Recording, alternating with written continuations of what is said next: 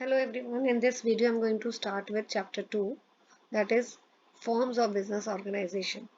यहाँ पे आप देखिए बेटा, यहाँ it is very much clearly visible that there are 5 forms of business organization that you have to study in detail. First is sole proprietorship, second joint Hindu family business, third is your partnership, fourth cooperative society and fifth is your company. Her form को हम अभी detail में पढ़ेंगे. So let's start with the first one, that is sole proprietorship. यहाँ पे आप देख सकते हैं सोल का मतलब होता है only, one.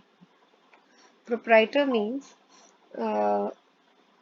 Means owner. So sole proprietorship का मतलब है वो फॉर्म ऑफ बिजनेस ऑर्गेनाइजेशन जहाँ पे single one person one owner होता है. इसे हम वन मैन शो भी बोलते हैं. ठीक है. So one person is handling all the business. So what are the features? First is formation and closure. Right. तो अब आप यहाँ पे देखिए जो सोल प्रोप्राइटरशिप फॉर्म है, यहाँ पे जो it is very easy to form and very easy to close. कोई भी ऐसे लॉ नहीं है जो गवर्न करता है सोल प्रोप्राइटरशिप को. ठीक है, कोई भी ऐसा लॉ नहीं है. तो कोई भी लाइसेंस की, लीगल फॉर्मेलिटीज की जरूरत नहीं होती है इस बिजनेस को इस फॉर्म ऑफ बिजनेस ऑर्गेनाइजेशन को स्टार्ट करने के लिए या क्लोज करने के लिए. कोई लीगल फॉर्मेलिटीज नहीं है. सो तभी हम बोलते हैं it is very easy to form and easy to close. Liability जो है यहाँ पे, जो सोल प्रोप्राइटर की लाइबिलिटीज अनलिमिटेड. अनलिमिटेड का मतलब, ये मैं एक एग्जांपल के थ्रू समझा देती हूँ. सपोज कि एक एबीसी, ठीक है, ड्राई क्लीनर, यहाँ पे लिख देती हूँ एबीसी ड्राई क्लीनर एक सोल प्रोप्राइटरशिप फॉर्म है.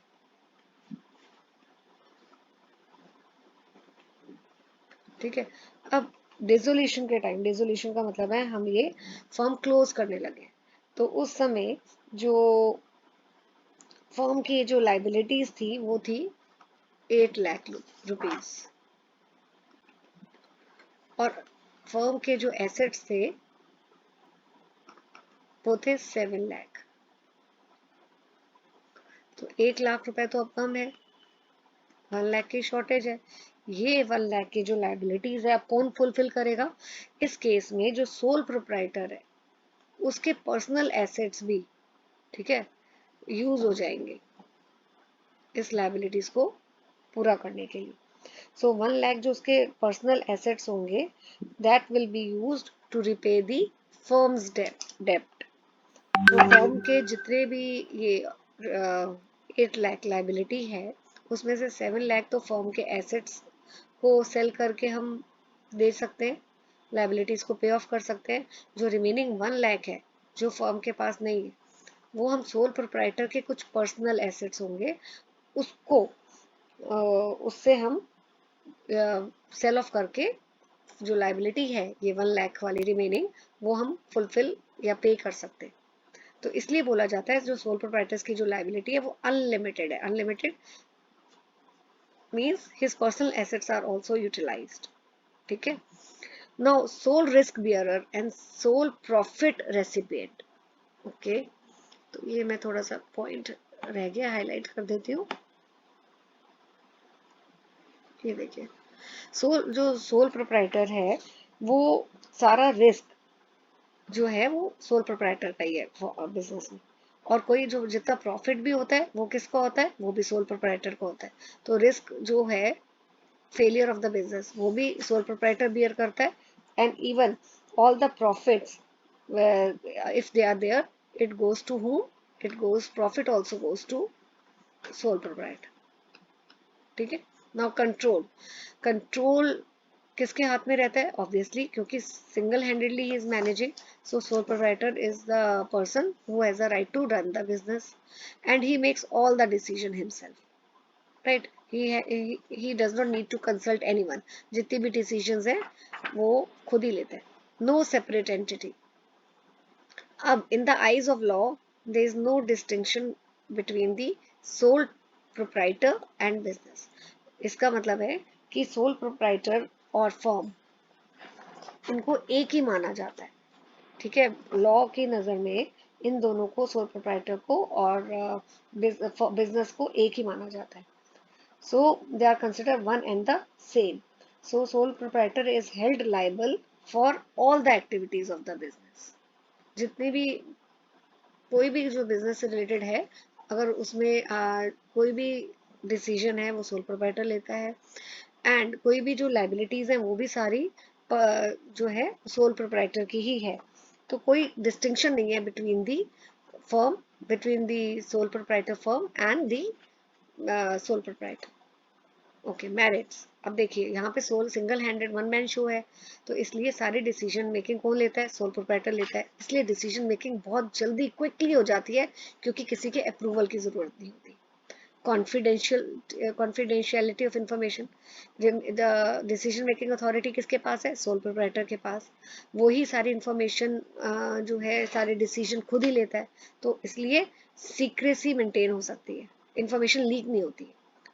Direct incentive. अब सोल प्रोप्राइटर है, वो खुद ही सारे एफर्ट्स करता है बिजनेस के लिए, तो तो इंसेंटिव क्या है? इतने एफर्ट्स वो क्यों करता है? उसको पता है जो भी रिवॉर्ड आएगा, जो भी प्रॉफिट होगा, वो किसका होगा? वो उसी का होगा. Then sense of accomplishment. So when he works, he gets the personal satisfaction, right? He gets the personal satisfaction. Success जो है बिजनेस की, not only contribute to self satisfaction but also instills a sense of achievement and confidence. Now ease of formation and closure, ये तो हम पढ़ ही चुके हैं कि कोई लीगल फॉर्मेलिटीज नहीं होती है. अगर सोल प्रोप्राइटर फॉर्म को क्लोज करना है या फॉर्म करना है, दोनों ही केसेस में it is very easy to form and easy to close. Now coming to the limitations. सबसे बड़ी प्रॉब्लम क्या है कि सोल प्रोप्राइटर को ही बिजनेस ये रन करना है अकेले ही, तो उसके पास जो सबसे बड़ी प्रॉब्लम आती है, रिसोर्सेज बड़े लिमिटेड होते हैं. तो पर्सनल सेविंग से तो वो फंडिंग कर देगा, बिजनेस में लगा देगा, लेकिन वो इतने सफिशिएंट नहीं होते, इसलिए उसको बोरो भी करना पड़ता है पैसा लोगों से. Then limited life of the business. Why there is a limited life? Suppose A is running the business. Now just imagine the case that he dies suddenly. Who is going to look after the business? No one. So therefore the business continuity gets affected if he gets died. So इसी तरह बहुत सारे cases हैं कि death की वजह से, insanity, imprisonment, या वो बीमार हो जाता है, फिजिकल एलिमेंट या बैंकरप्सी, इन सब की वजह से बिजनेस को क्लोज होना पड़ता है. तो लाइफ जो है वो लिमिटेड है. नो अनलिमिटेड लाइबिलिटी, ये तो मैं आपको बता ही चुकी हूँ कि अगर बिजनेस के एसेट्स कम पड़ जाते हैं बिजनेस की लाइबिलिटीज को फुलफिल करने के लिए, पे ऑफ करने के लिए, तो फिर सोल प्रोप्राइटर के पर्सनल एसेट्स यूज होते हैं. Limited managerial ability. अब ओनर जो है सोल प्रोप्राइटर, इसको बहुत सारे अकेले ही टास्क करने हैं, और तो कोई है नहीं, there is no one to help him, he is running the business single handedly.